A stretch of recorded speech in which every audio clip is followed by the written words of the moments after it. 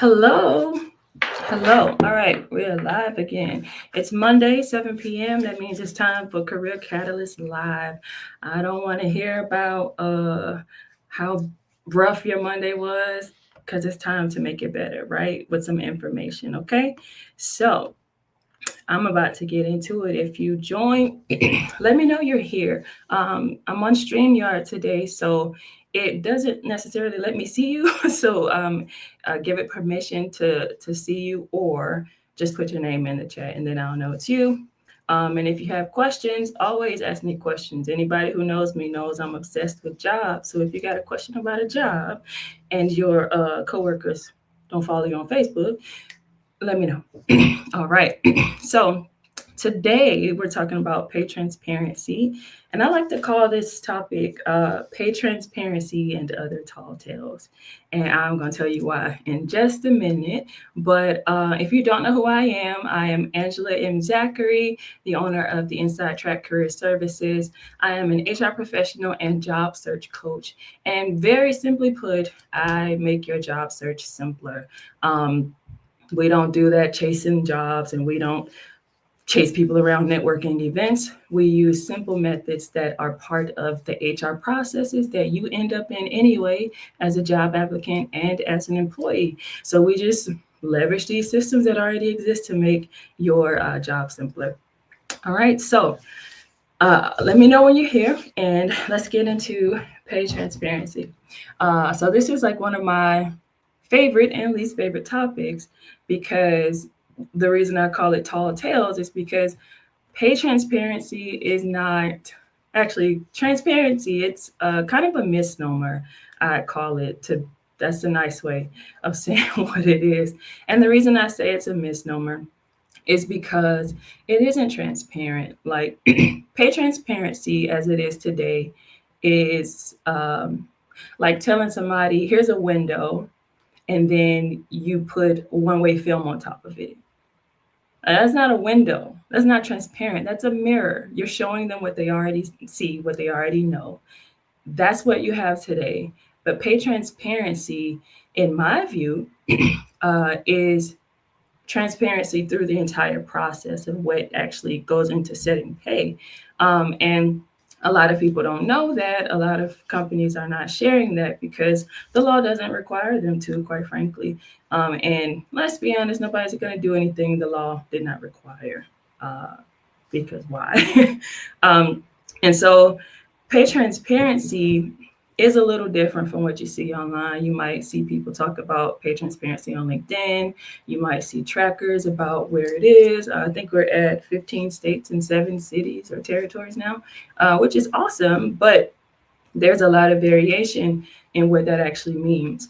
So you have some states that, um, when they say pay transparency, they mean you have to post a pay range for new hires or new applicants. Other states might mean you have to post internally as well. Some states don't say you have to post a certain part of a range. So in compensation, a range is a broad spectrum. It could so they could post a section of a range if they wanted to, which gives you information, but it might not give you the information you're looking for. If you're looking at a range that is smaller than what your goal is, so say the range is $5,000, that's nice because now you know where you have to work in, but that doesn't speak to what their budget is, and it doesn't speak to their range. It's overall it is possible that it could speak to how they pay folks, or how pay is actually in their organization right now. But that doesn't actually mean that. It could just mean we're going to pigeonhole all our new applicants into this one spot. And since we gave them the range, then that is the only place they will negotiate within. So it is a blessing, and it can also be a hindrance to your job search, especially when your goal is to make more money. So pay transparency. What even goes into pay transparency? If you think it is just posting numbers on a job announcement, that is like trying to get to the end of a marathon without starting at the beginning, right? That's the end. That's the last thing that happens in pay transparency. it is a system and a process that often takes an extremely long time, which is why you see some organizations not even posting. Now, they could just be, you know, disobedient, bad apples who don't want to follow the law, and there are penalties for that.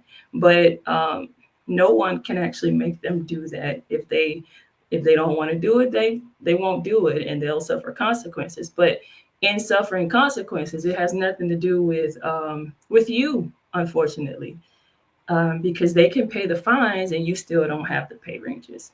So companies that aren't posting it, especially in states and cities where it's required, you're going to want to move away from those people for a lot of reasons. Um, but because this is a law, a regulation, I would not approach companies or apply to companies where they are not actually following that rule, because it implies a lot about their ability to comply, and about what their system actually looks like today. And that's another part of pay transparency that might not be clear. If their system is screwed up, it's going to be screwed up. They're not going to have the capacity or the time to prepare to announce all their pay ranges, right? Because they've probably got some inequities internally. They probably are lagging the market, and their employees are not aware of it. There are a lot of reasons, or they could just be not communicating their processes very well internally. So there are a lot of reasons why a company would still try to hide their pay ranges. And for companies, pay ranges that are hidden, that is an advantage to us. We don't want our competitors to know what we pay. And so there's also the the I guess the possibility that they're hiding their pay ranges until their competitors post theirs, because we don't want to show our hand. Like, your pay ranges when it comes to employee compensation, especially if you're in a competitive field, that is your one trick up your sleeve. If you don't have that anymore, you have to really work hard in other areas to make employees want to come and work with you, especially if you find that you are being priced out by competitors. Um, so yeah, you might not see pay ranges. But if you aren't seeing pay ranges, or on a broader scale, there is a way to still use pay transparency to your advantage. Because, like I said, I believe in using all the rules to my advantage. So I want you to do the same thing. Um, in areas where there are laws about pay transparency, first off, you want to understand what the law is where you live or where you'll be looking for jobs, because, as I said, it differs from place to place. And so if you are looking for a job in another place and they are not, they don't have any pay transparency laws, you might not see anything. So what do? Well, there are inevitably companies that are still going to post their ranges. And so you can use the information that you find online to create your own market, right? That is the thing I was talking about when I said it's in an employer's best interest to not have to show their ranges, because their market becomes more aware of what they're doing. Right now, or I guess before pay transparency, it was a secret what people paid. You had to buy into surveys to understand what your competitors might be paying. And even then, it was aggregate data. So it's not like you could see specifically a named competitor what they actually pay. So it was a group of companies who would buy in and get data and be able to make compensation decisions based on that. But now with pay transparency, they've got to be a little more creative, because now they're losing the competitive edge of having their hidden ranges, right? Um, so you can use that information as a compensation analyst to figure out the roles that are going to pay you the best. So, like I said, if you're in a place where they don't show salaries, or they don't have to show salaries, you can create your own mini markets. You can look at other states, other cities, figure out what they're paying for those roles, because there's inevitably, unless you have the most unique job on earth, and everybody thinks they do, but most people don't, um, you can find a version of your job elsewhere. And so you can begin to aggregate that data. You're thinking about things just like employers think about, okay? Like geographical differentials, excuse me. And this is essentially the difference in the cost of labor the cost of labor between geographical locations. And when I say cost of labor, I mean how much it costs to get somebody to do the job, right? That's different from place to place. Um, I recall working in a healthcare organization, and this is before my state, Maryland, even had an active pay transparency law.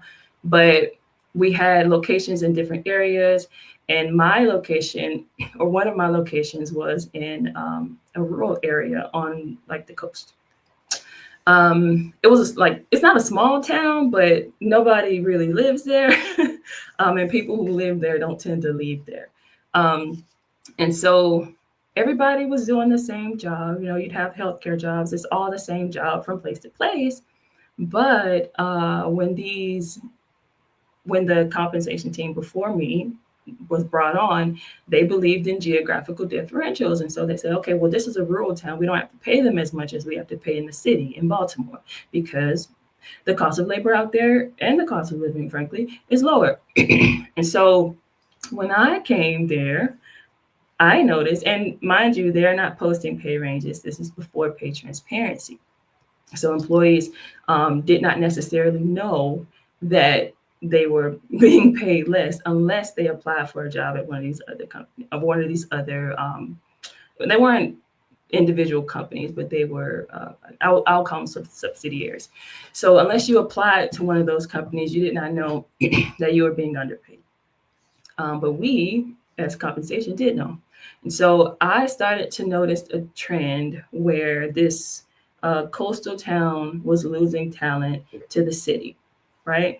The thing, and I was the only person on this team who actually lived in the state. So I was the only one who knew this. And that is that people who are from this coastal town, uh, they don't mind traveling. There's this awful, treacherous bridge from there to the city. And most people hate the bridge, but you know who does not hate the bridge? It's people who live across the bridge.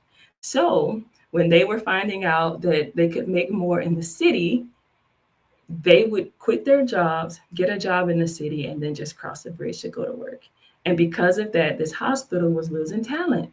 Now, I don't know about you, but if you live far away and you have to cross a several mile long bridge that swings when it's windy, you don't want your hospital to be understaffed, right? So what I did was told them to stop doing the geographical differentials because it harms the organization.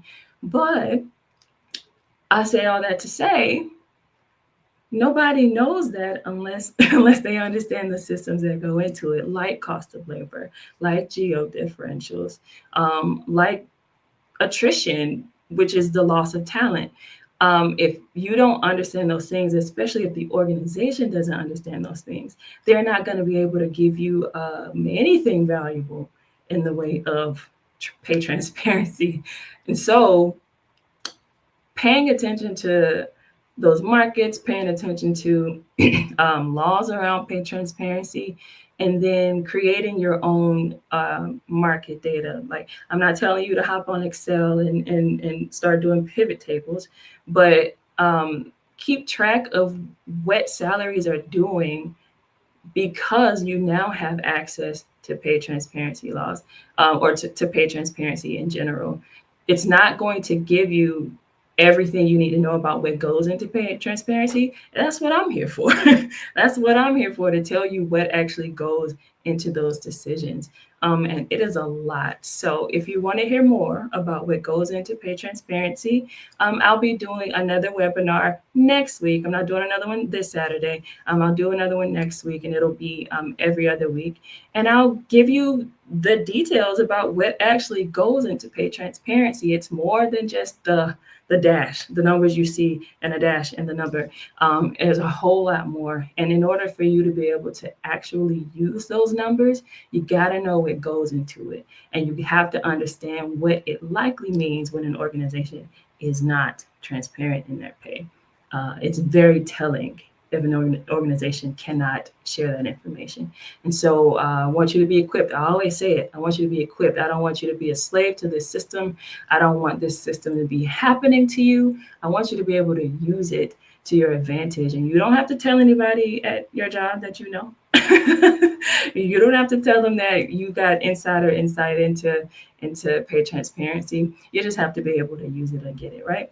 So I will see y'all next Monday and then again next Saturday. And yeah, let's do this truth telling together. All right. Bye.